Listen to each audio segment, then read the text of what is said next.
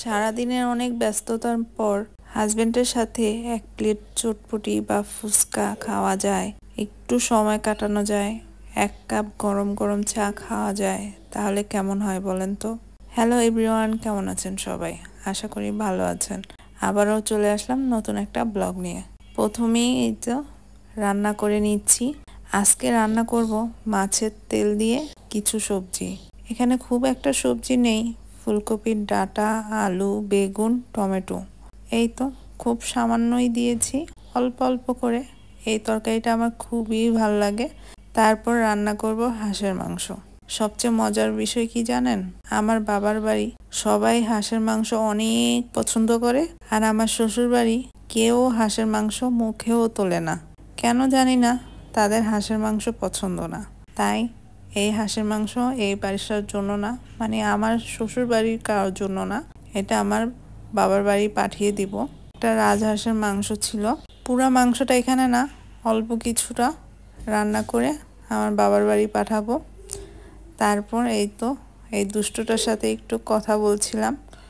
এই তো সময় না, মাঝে মধ্যে মনে হয় এই সময়টা যদি আটকিয়ে রাখতে পারতাম, এই সময়টা যদি না যেত, ওরা যদি বড় না হতো, এভাবেই সারাটা জীবন কাটিয়ে দিতাম। মাঝে মধ্যে তো ভয় লাগে, বড় হয়ে যদি দূরে চলে যায় তখন কিভাবে থাকবো। আর এখানে আমার বড় দুষ্টুটা দেখেন দুষ্টুমি করছে, ও দুষ্টুমি করছে আর আমি দেখছিলাম আর করতেও দিচ্ছিলাম, কারণ দুষ্টুমি করতে করতেই তো শিখবে।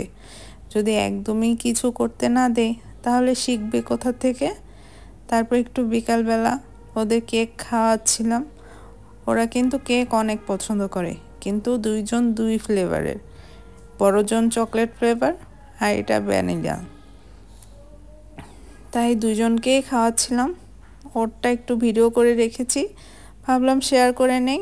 একটা ভুট্টা ছিল, ভাবলাম পুড়ে নেই, বাসায় তো কেউ খাবে না, আমাকেই শেষ করতে হবে। আর আমি যেহেতু খেতে পছন্দ করি, তাহলে নষ্ট হতে দিব কেন? সরিষার তেল, মরিচের গুঁড়া, লবণ দিয়ে ভালো করে মেখে তারপর পুড়ে নিয়েছি। আর এই তো এখনো হাঁটাই শিখেনি, তারপরেই দেখেন কোথায় কোথায় উঠে বসে থাকে।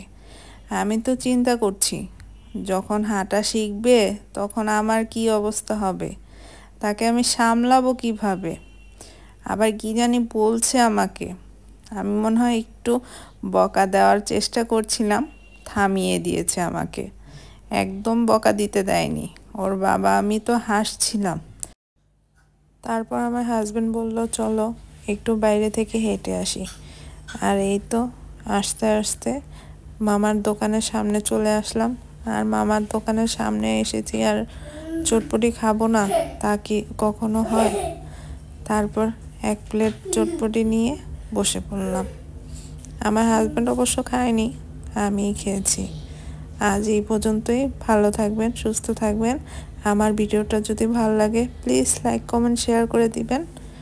আর চেষ্টা করবেন নিজের জন্য একটু সময় বের করার, আর হাজব্যান্ডের সাথে একটু সময় কাটানোর, তাহলে দেখবেন জীবনটা অনেকটা সুন্দর হয়ে গিয়েছে। আল্লাহ হাফিজ।